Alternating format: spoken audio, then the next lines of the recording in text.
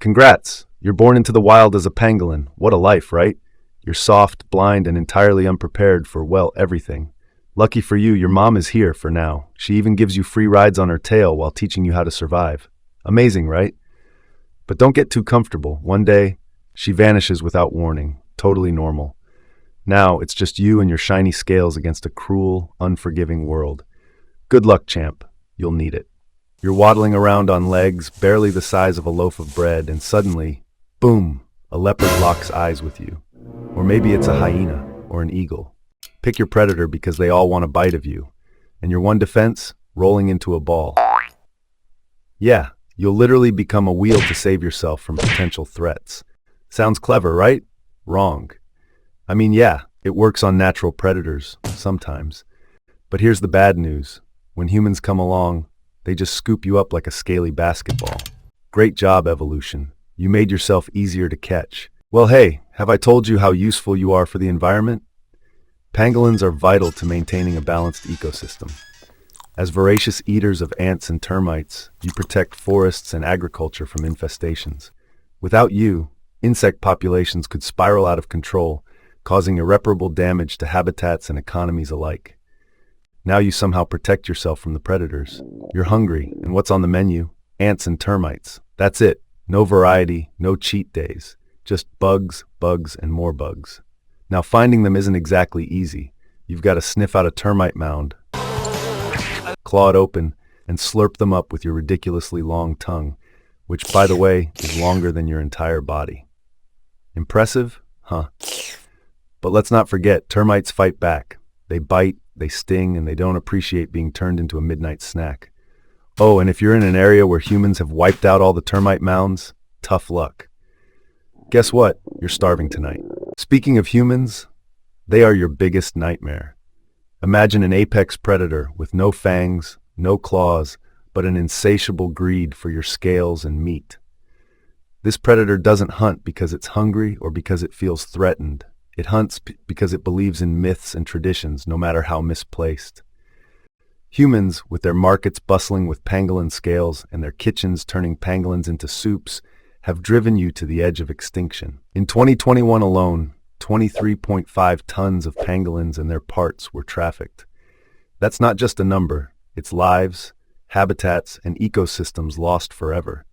An estimated 1,000 pangolins have been poached over the last decade, making you the most trafficked mammal on the planet. What fuels this deadly trade? Folklore, medicine, and delicacy. Three human constructs that have no regard for your existence. Your scales, made of keratin, the same stuff as human fingernails, are believed to cure ailments and provide protection against evil spirits. But here's the cruel irony. They hold no actual medicinal properties. They're no more magical than a bite of someone's nail clippings. Yet, stupid people think you can shoot these scales like ninja stars. Imagine the absurdity if this were true. Poachers would probably avoid you like the plague. Sadly, reality is far less dramatic. And then there's the culinary world. In some cultures, pangolin meat is considered a delicacy, served in exclusive circles where a single dish costs a fortune. A bowl of pangolin soup symbolizes status, wealth, and power, all at the expense of your life. To add insult to injury, your scales are often burned or discarded after poaching. Why me? A waste of the very thing you were killed for. Conservationists are working tirelessly to save you, setting up sanctuaries, breeding programs, and anti-poaching patrols. Governments are strengthening laws, increasing fines, and conducting awareness campaigns. Yet the battle is far from over. For every pangolin rescued, countless others fall victim to this relentless trade. The demand for your scales and meat remains alarmingly high, and until humanity rethinks its relationship with nature, your survival will hang by a thread. The saddest part? Most people don't even know you exist. As if being hunted wasn't bad enough, pangolins are also completely, utterly lonely.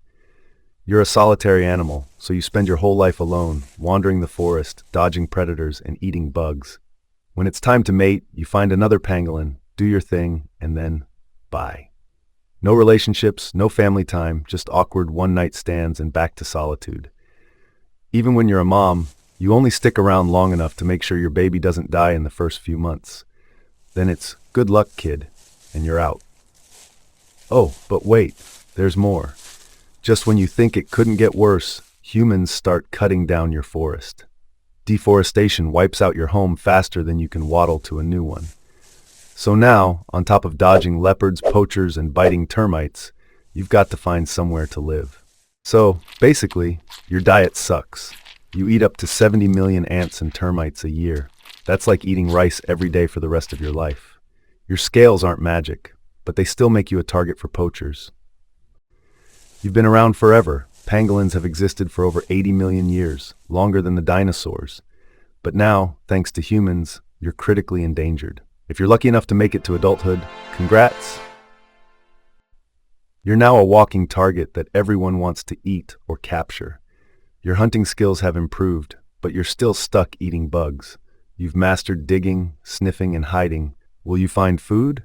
Will you survive the night? Will your home still be there tomorrow?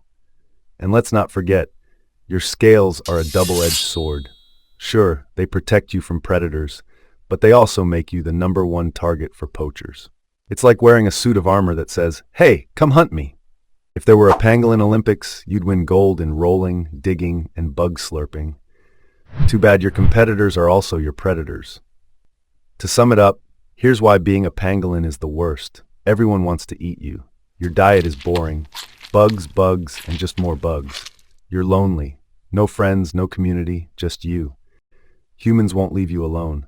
Poachers want your scales, chefs want your meat, and no one cares that you're critically endangered. Your home is disappearing. But here's the kicker. Despite all of this, pangolins are still here. They're survivors, ancient creatures that have outlasted mass extinctions.